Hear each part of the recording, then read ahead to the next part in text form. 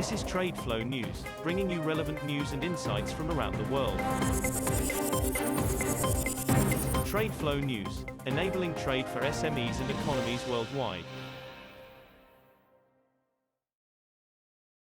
These are some of the key topics that we will be looking into in today's program.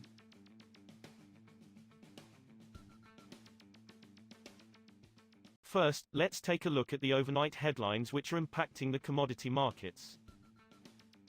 OPEC raised its forecasts for world oil demand for the medium and long term in an annual outlook, citing growth led by India, Africa and the Middle East and a slower shift to electric vehicles and cleaner fuels.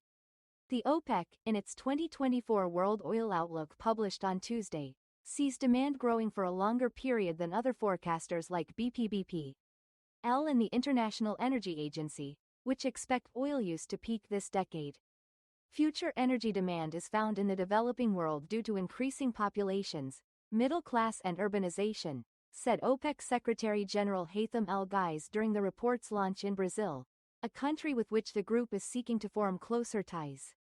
Oil prices fell on Wednesday as investors reassessed the ability of China's stimulus plans to boost the economy enough to drive more fuel demand growth in the world's largest crude importer. Brent crude futures were down 19 cents, or 0.25%, at $74.98 a barrel at 0700 GMT. U.S. West Texas Intermediate crude was down 28 cents, or 0.39%, at $71.28 per barrel. Prices rose about 1.7% on Tuesday after China announced its most aggressive economic stimulus since the COVID-19 pandemic, with interest rate cuts and government funding. Moving on to the top news in the energy sector.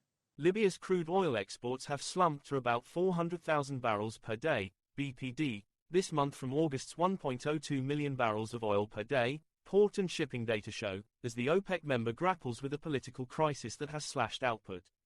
The bulk of Libya's crude exports this month were destined for Italy and Greece, data from oil analytics firm Capella and port agent data show, with some heading to China and Canada. Libya is embroiled in a political standoff that has shut in much of its oil production. The European Union and 12 partner countries have met in Brussels to discuss the effectiveness of Western sanctions on Russia and ways to strengthen the G7 price cap on Russian oil, the EU Commission said on Tuesday. The group of 7 countries, G7, in coordination with the EU, imposed a price cap in late 2022 that blocked access to Western shipping services and insurance if the oil was purchased at over $60 a barrel, aiming to reduce Moscow's ability to finance its war in Ukraine. The effectiveness of the measure has waned since the end of last year as Russia built up a shadow fleet of hundreds of tankers, mostly old ones at a higher risk of accidents.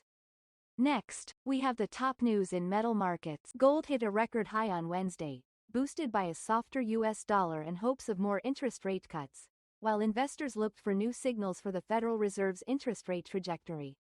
Spot gold was flat at $2,653.13 per ounce, as of 0723 GMT, after hitting an all-time high of $2,670.43 earlier. U.S. gold futures was steady at $2,677.40. The dollar eased 0.1%, making greenback-priced bullion less expensive for other currency holders. Global crude steel production in August fell 6.5% from a year earlier to 144.8 million tons, World Steel Association data showed on Tuesday.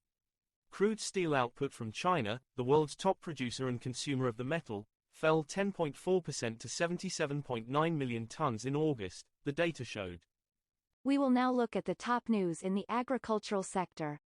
Grains and oilseed output in Argentina could reach up to 143 million metric tons in the 2024-25 season under normal weather conditions, which could boost exports to their highest volume in 4 years, the Rosario Grains Exchange said on Tuesday.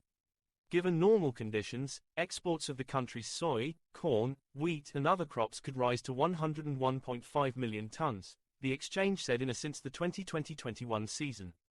Argentina, the top global exporter of soybean oil and flour and a major corn supplier, could however reap a total harvest as low as 128.8 million tons if there is not enough rain, it added. That is all for today's news on commodity markets. Stay tuned to TradeFlow News as we continue to provide you with more updates.